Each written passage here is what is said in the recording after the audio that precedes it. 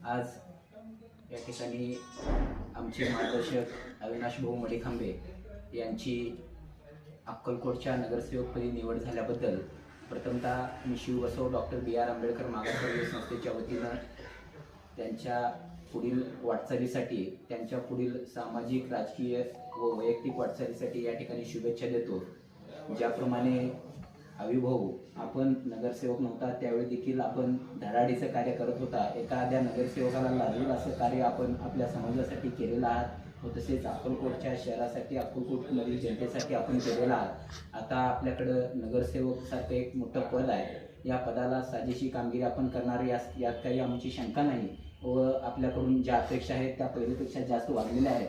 कारण आंबेडकरी चळवळीतील एक कणखर नेतृत्व म्हणून आम्ही तुमच्याकडे नेहमी पाहत असतो। त्याच अनुषंगाने आपण नगरसेवक पदाला योग्य ते न्याय द्याल आणि किंबहुना देणार अशा प्रकारची अपेक्षा आम्हाला नक्कीच आहे।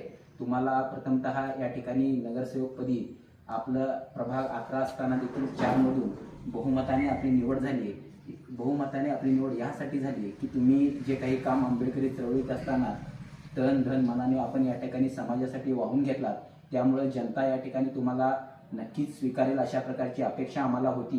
त्याचाच एक दाखला म्हणून आपण 4 मधून या ठिकाणी निवडणूक जिंकलेला आहात। आता एक विषय असा आहे की आपल्या 11 नंबर भीमनगरच्या प्रभागासाठी आपल्या हक्काचा उमेदवार कोणी नसला तरी अविभाऊ नक्कीच या ठिकाणी कुठल्या देखील समस्या सोडवण्यासाठी कटिबद्ध असतील आणि ते सोडवून घेतील अशा प्रकारची देखील आम्हाला या ठिकाणी अपेक्षा आहे आणि तुमच्यासारखं नेतृत्वच ते करू शकतं ही देखील अपेक्षा या ठिकाणी आम्हाला आहे।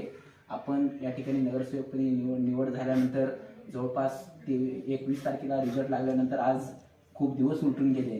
तुमचा सत्कार करण्यासाठी आम्हाला जरा वेळ लागला, त्याबद्दल प्रथमतः तुमची दिलगिरी व्यक्त करतो आणि तुम्ही आमच्या कुटुंबातले आहात त्यामुळे समजून घ्याल अशा प्रकारची देखील अपेक्षा या ठिकाणी व्यक्त करतो आणि तुमच्या पुढील राजकीय वाटचालीसाठी, तुमच्या पुढील नगरसेवक पदाच्या वाटचालीसाठी या ठिकाणी मनपूर्वक शुभेच्छा देतो। आपल्याला निरोगी आयुष्य, त्याचप्रमाणे खूप अशी चांगली राजकीय वाटचाल लाभो अशी तथागत भगवान गौतम बुद्धाच्या चरणी प्रार्थना करतो व विनंती करतो की आमचा या ठिकाणी छोटासा सत्कार आपण या ठिकाणी स्वीकार करावा।